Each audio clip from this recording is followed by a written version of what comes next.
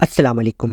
कॉर्क्स flower इसका दूसरा नाम टाइटन एरोंग है। इसको दुनिया का सबसे बड़ा फूल माना जाता है। अगर हम इसके साइज की बात करें तो जो इसका डायमीटर होता है वो 4 मीटर तक हो सकता है। डायमीटर का मतलब ये है इस फूल की जो गुलाई है वो 4 मीटर हो सकती है और इसकी लंबाई तकरीबन 2,4 मीटर हो सकती है, मतलब 2.5 मीटर। खैर, ये तो हो गया इसका साइज। लेकिन ये फूल अब खतरे में है, मतलब इसकी जनरेशन यानी कि इसकी नस्ल अब खत्म हो रही है आहिस्ता आहिस्ता। वैसे भी ये इंडोनेशिया का नेटिव है, मतलब इंडोनेशिया में ये पाया जाता है रेड फॉरेस्ट में, जो जंगलात होते हैं। अब ये कम क्यों होता जा रहा है, तो उसकी सबसे बड़ी वजह है हैबिटाट लॉस।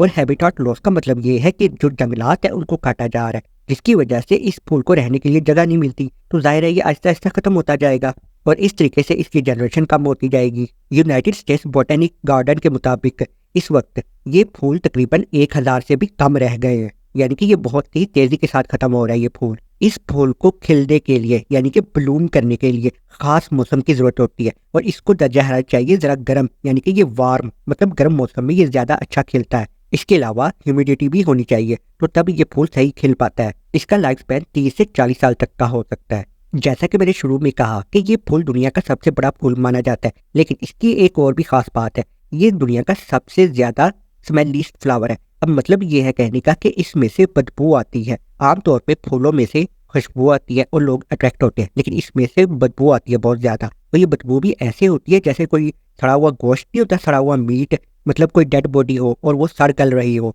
तो उसमें से जो बदबू आती है, इस तरह की बदबू सड़े हुए गोश्त की इस फूल में से आती है। अब ये कुदरत की तरफ से ऐसा होता है, इसमें कुछ खास किस्म के केमिकल पाए जाते हैं जो कि मैं आपको बता भी देता हूँ। Dimethyl trisulfide, isovaleric acid, dimethyl disulfide, benzyl alcohol, indole और ट्राइमिथाइलामाइन।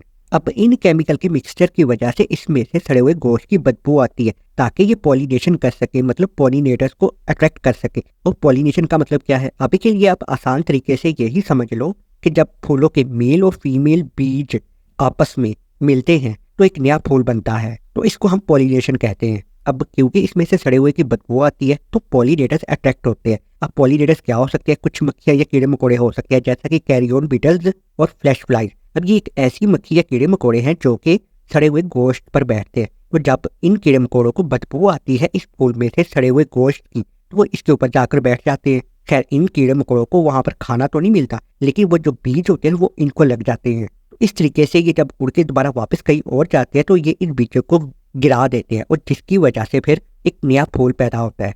तो इस तरीके से इस फूल की पॉलिनेशन होती है, ताकि ये फूल पॉलिनेटर्स कीड़े मकोड़ों को अट्रैक्ट कर सके और पॉलिनेशन में इसकी मदद हो। और देखा जाए तो ये ज़ाहिर है कुदरत का निज़ाम है। तो चलिए फिर इस वीडियो में अब इतना ही। अगर ये वीडियो अच्छी और इन्फॉर्मेटिव लगे तो उसे लाइक कर देना और चैनल को सब्सक्राइब कर देना। अल्लाह हाफिज़।